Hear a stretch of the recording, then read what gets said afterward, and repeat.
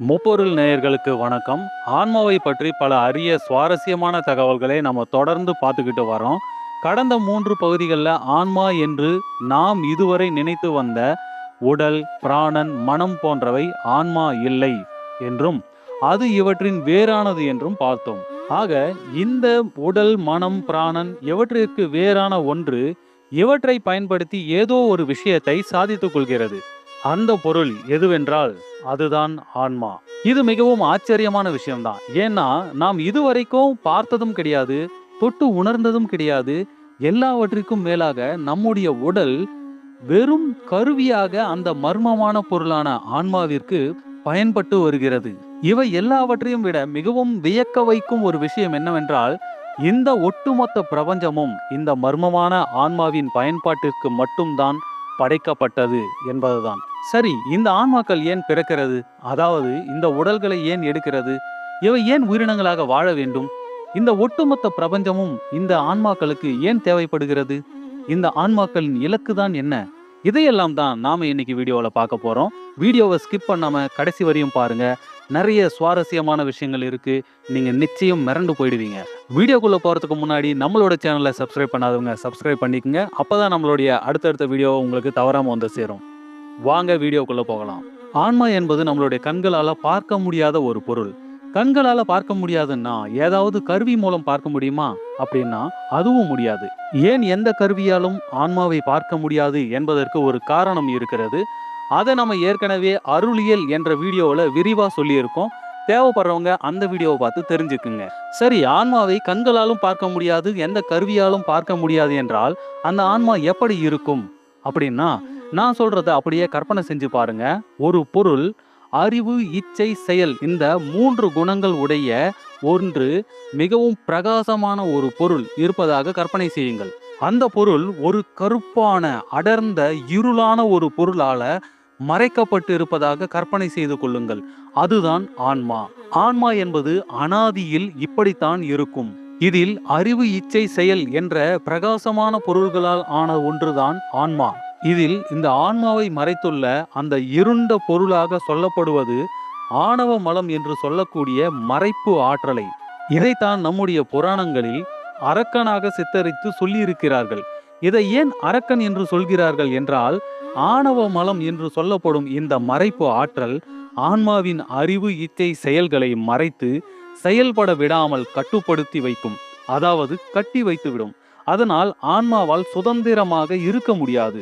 ஒரு இருட்டு அறையில் நம்மளை அடைத்து வைத்தால் எப்படி இருக்கும்? அதுபோலதான் ஆன்மாவிற்கு இந்த ஆணவ மலம் என்ற இருள் சூழ்ந்து இருக்கும் போது மிகவும் துன்பகரமான ஒரு சூழ்நிலையில் அது இருக்கும். இதுதான் ஆன்மாவின் நிலைமை. இப்போ இந்த ஆன்மாவிற்கு விடுதலை வேண்டும். அப்போதான் அந்த ஆன்மா சுதந்திரமாக எல்லாவற்றையும் அனுபவித்து இன்பமாக இருக்க முடியும். இந்த ஆணவ மல மறைப்பில் இருந்து விடுபடுவதை தான் ஆன்ம விடுதலை என்று ஆன்மீகத்தில் குறிப்பிடுகிறார்கள். ஆன்மாவிற்கு விடுதலை வேண்டும். அப்போதுதான் அது சுதந்திரமாக எல்லாவற்றையும் அனுபவித்து இன்பமாக இருக்க முடியும். ஆனால் ஆன்மாவால் ஆணவ மறைப்பை அழிக்க முடியாது. அந்த மறைப்பிலிருந்து வெளியேறவும் முடியாது. யாராவது அதற்கு உதவி செய்தாலன்றி அதனால் சுயமாக இந்த கட்டிலிருந்து வெளிப்பட முடியாது. இதுதான் ஆன்மாவின் நிலைமை. ஆன்மாவின் இந்த நிலைமையை எப்படி புரிந்து கொள்ளலாம் என்றால், அதற்கு ஒரு உதாரணம் சொன்னால் நன்றாக விளங்கும். நம்மை யாராவது ஒரு இருட்டு அறையில் அடைத்து விட்டார்கள். நமக்கு உள்ளே எதுவுமே தெரியவில்லை. நமக்கு எப்படி இருக்கும்? கொஞ்சம் யோசிச்சு பாருங்க. நம்மால் அங்கிருந்து தப்பிக்க முடியுமா? ஏதாவது கண்ணுக்கு தெரிந்தால் தப்பிக்கலாம். எதுவுமே தெரியலன்னா என்ன செய்யறது? இதை இன்னும் ஆழமா புரிஞ்சுக்கணும்னா, நீங்கள் அடைபட்டு இருப்பது ஒரு பாதாள இருட்டு அறை என்று வைத்துக் கொள்ளுங்கள். நிச்சயம் ஒருவரின் துணை இல்லாமல் தப்பிக்கவே முடியாது. இதுதான் ஆன்மாவின் நிலைமை.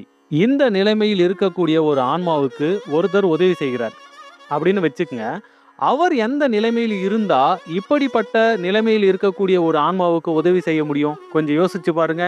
அவருக்கு அந்த பாதாள அறை பற்றி நன்றாக தெரிந்திருக்க வேண்டும். அந்த பாதாள அறையில் ஆன்மாவை அடைத்து வைத்திருக்கிறதே ஒரு சக்தி. அதைவிட சக்தி வாய்ந்தவராக இருக்க வேண்டும். அந்த சக்தியால் பாதிக்கப்படாதவராக இருக்க வேண்டும். அது மட்டுமல்லாமல் அவரிடம் இந்த இருட்டு அறையை ஆன்மா கடப்பதற்கு வழிகாட்ட விளக்கும் இருக்க வேண்டும். இப்படிப்பட்ட ஒருவரால் தான் ஆன்மாவின் இந்த நிலையிலிருந்து அதனை காப்பாற்ற முடியும். அந்த ஒருவர் தான் கடவுள். சரி, இந்த மாதிரியான ஒரு துன்பமான சூழ்நிலையில இருக்கிற ஆன்மாவை இறைவன் எப்படி அந்த ஆணவ மல மறைப்பு சக்தியிலிருந்து விடுவிக்கிறார் என்று பார்க்கலாம் வாங்க. இப்படி ஒரு அடர்ந்த இருள் சூழ்ந்த ஒரு பாதாள அறையில் மிகவும் துன்பமான நிலையில் இருக்கிற ஒருவருக்கு ஒரு விளக்கு கிடைத்தால் எப்படி இருக்கும்? அந்த ஒரு விளக்கு அவருக்கு எவ்வளவு சந்தோஷத்தை கொடுக்கும். அதுபோல ஆணவ மலை இருளில் உள்ள ஆன்மாவுக்கு மாயை என்கிற ஒரு உடம்பை கடவுள் கொடுக்கிறார். அது ஒரு விளக்கு போல அந்த ஆன்மாவிற்கு பயன்படுகிறது. அந்த விளக்கு ரொம்ப பிரகாசமா எல்லாவற்றையும் காட்டவில்லை என்றாலும் ஏதோ நம்மை சுற்றி இருக்கிறது என்கிற அளவிற்காகவாவது காட்டும். அது ஒரு நிம்மதியை ஆன்மாவுக்கு ஏற்படுத்துகிறது. அந்த உடம்புக்கு பேர்தான் ஆனந்தமய கோஷம் எனப்படும் காரண சரீரம். இதுதான் ஆன்மாவுக்கு கிடைக்கும் முதல் உடம்பு. இந்த மாயையிலிருந்துதான் படிப்படியாக மேலும் 4 உடம்புகள் ஆன்மாவுக்கு கிடைக்கிறது. இந்த காரண சரீரம் கிடைக்க பெற்ற போது ஆன்மா எப்படி உணரும் என்றால், மூர்ச்சையாய் கிடந்த ஒருவன் தெளிவு பெற்ற முதல் நிலை மாதிரி இருக்கும். அப்போதுதான் அதனின் அறிவு இச்சை செயல்கள் கொஞ்சம் ஆக்டிவேட் ஆகும். இந்த மாயையால் ஆன காரண சரீரத்தின் துணையால் கஞ்சுக சரீரம் என்று ஒரு உடம்பு தோன்றும். இதனை விஞ்ஞானமய கோஷம் என்று சொல்வார்கள் சித்தர்கள். இந்த கஞ்சுக சரீரத்தில் கலை, வித்தை, அராகம், காலம், நியதி என்கிற 5 கருவிகள் இருக்கும். இந்த கருவிகளை கொண்டு ஆன்மா சிறப்பு வகையில் அறிதலை செய்யும்.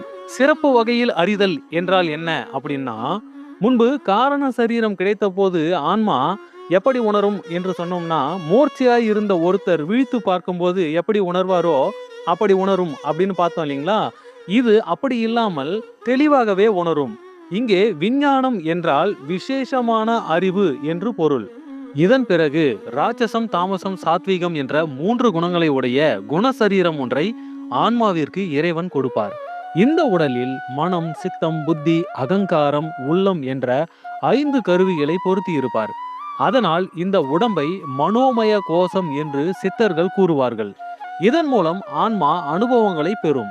இந்த மனோமய கோஷத்தால் ஆன்மா சூட்சமமான வினைகளை செய்து அதன் பயனை ஈட்டும்.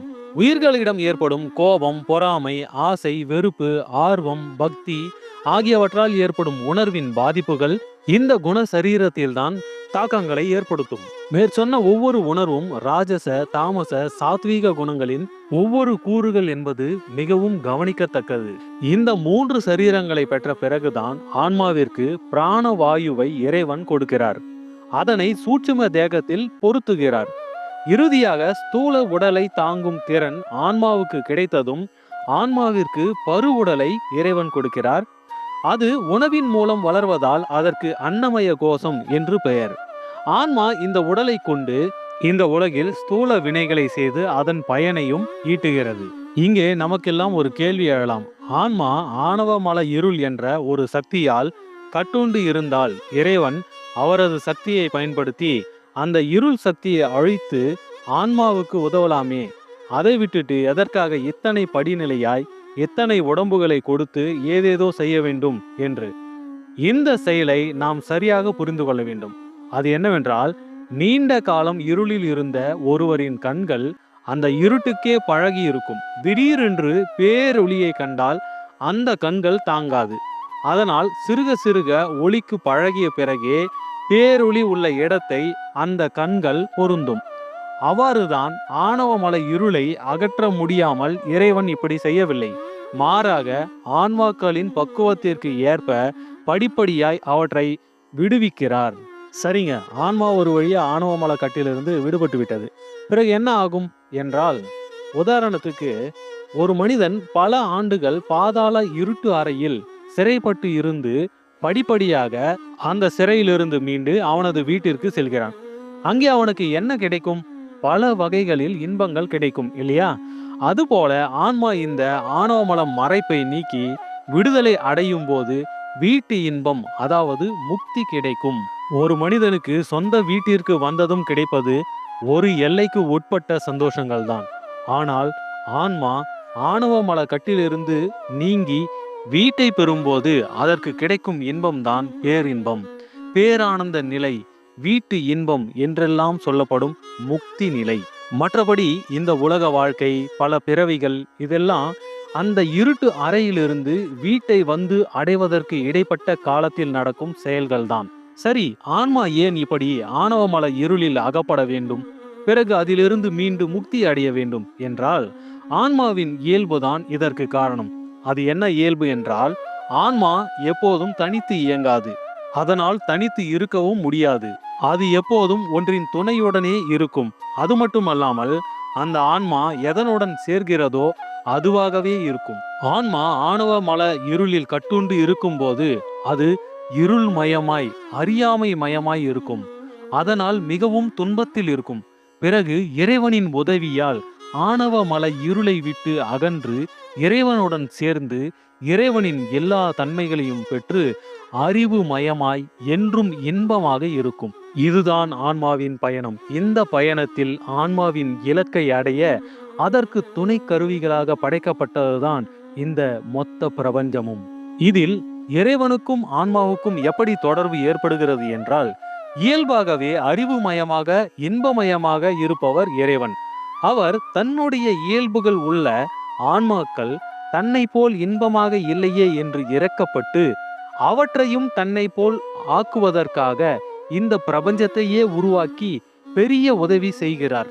இறைவன் இப்படிப்பட்ட ஒரு உதவியை இந்த காரணத்துக்காக நமக்கு செய்கிறார் என்று தெரிந்த புரிந்து கொண்ட ஆன்மாக்கள் அவரை கெட்டியாக பிடித்து கொண்டு அவர் காட்டும் வழியில் பயணித்து அவற்றின் இலக்கை அடைந்து இன்புறுகின்றன. இவ்வாறு அவனது உபகாரத்தால் புரிந்து கொண்டு அவன் காட்டும் வழியில் பயணிப்பதுதான் ஆன்மீகம். இந்த காணொளியில் ஆன்மாவின் பயணத்தை மிக சுருக்கமாக கூறியுள்ளோம். இவற்றின் விரிவை அடுத்தடுத்த வீடியோக்களில் பார்க்கலாம். நன்றி, வணக்கம்.